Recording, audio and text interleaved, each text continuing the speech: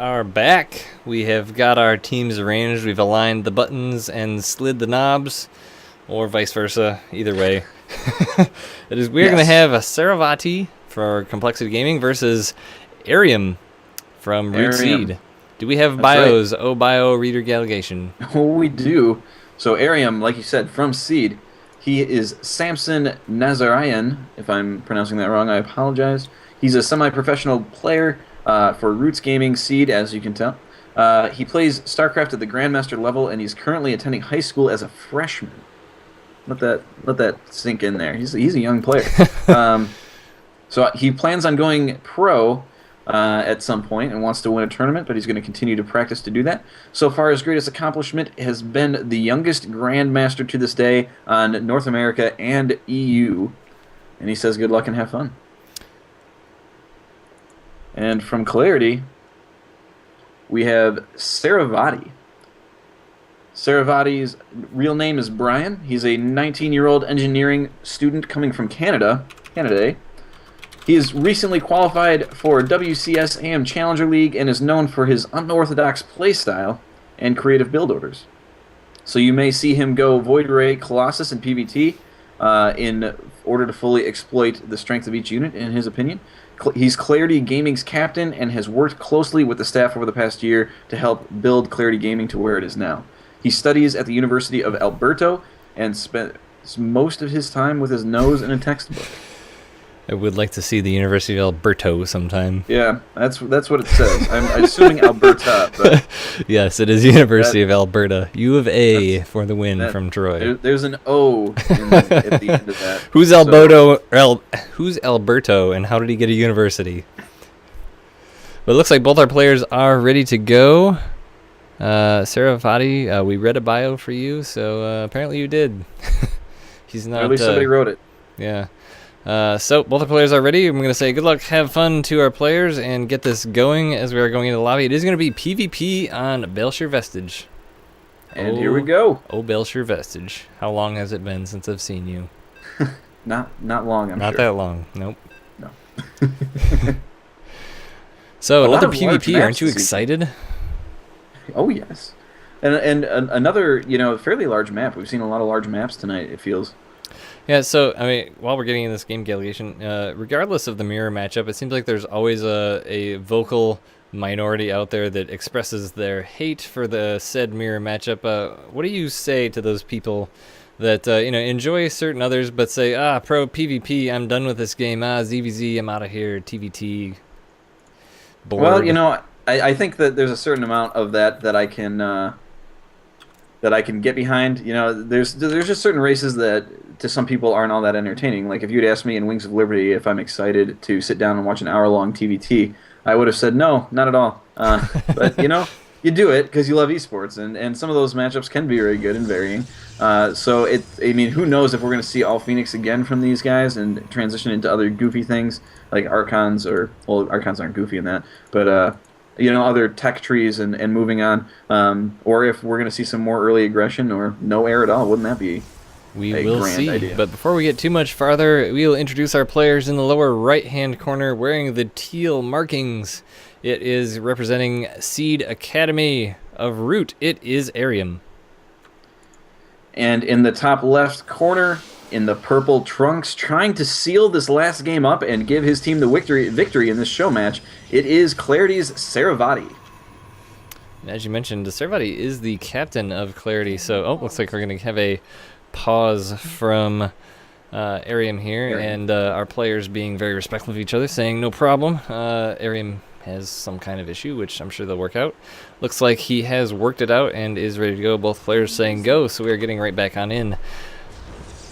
But looks like we're going to have some gateways out of each player. So, honestly, going back to what you were saying, I don't expect to see 20 Phoenix out of both of these players. I would personally consider that a bit abnormal.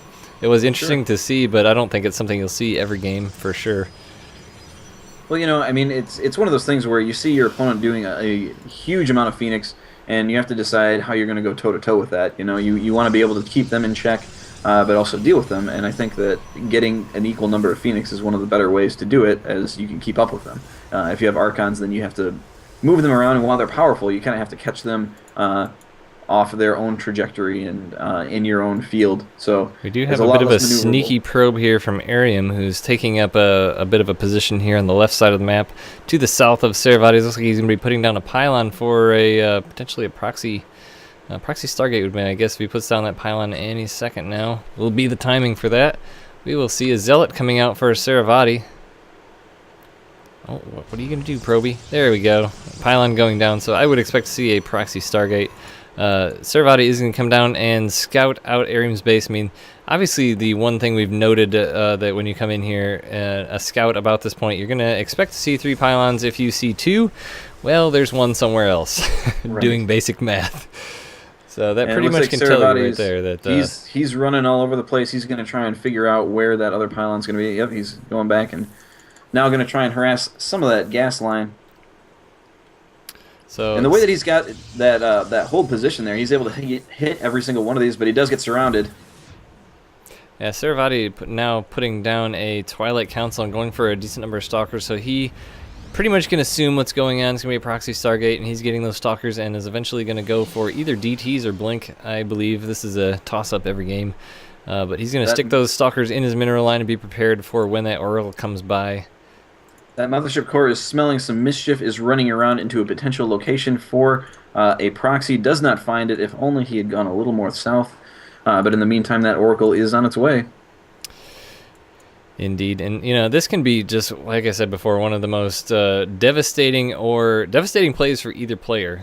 If in the instance of Arium, if it did catch Sarovati off guard, it would do a lot of damage. But Sarovati, not able to scout it, but knows what's coming, is going to be able to defend it quite well, I do believe.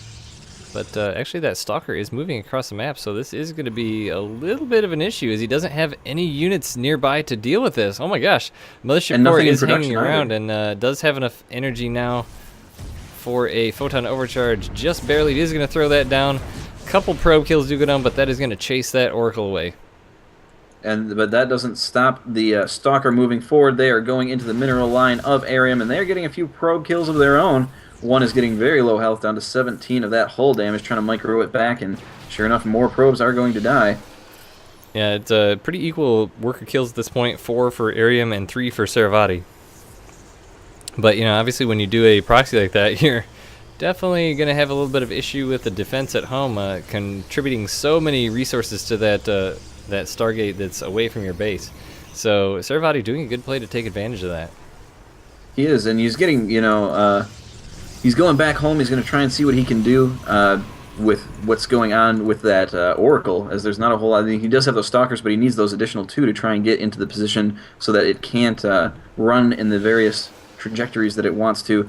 And but he's, you know, he still has no idea where any of this tech is. Did we happen to notice that there is a pylon in the base of Arium by Sarovati here? So this will be a factor here relatively quickly. And a proxy Dark Shrine is in play for Arium as well. So Arium going for all the things, but Sarovati looking in a great position here. He does not really have the ability to detect. Mothership Core is going to be coming back to see if that... Oh, there are the DTs coming from Arium, yep. So this is going to be really a tough issue for Sarovati right now. No detection on the field. Not at all, and he saw those kind of shimmering in the sand. He pulled those probes immediately. He's going back now to try and get some mining done, it looks like. But there's really not a whole lot that he's going to be able to get done. Just trying to... looks like he's got 25 on gas right now, so it looks like he just kind of moved his probes and is looking somewhere else. He's going to focus more on this push that he's got going in the main base of Arium, with a robotics facility coming behind it in the proxy position to be able to deal with those Dark Templar. Dark Shrine was force canceled by Arium on Sarovati, but he is putting a robo down in the base of Arium, which I do not believe that he has seen yet. Arium does have the Oracle, which is not able to do a whole lot, as the Stalkers do blink out before he loses too many of them. Robo Bay is coming up, so he's going to get an observer out of that as soon as he can, but he's actually supply blocked.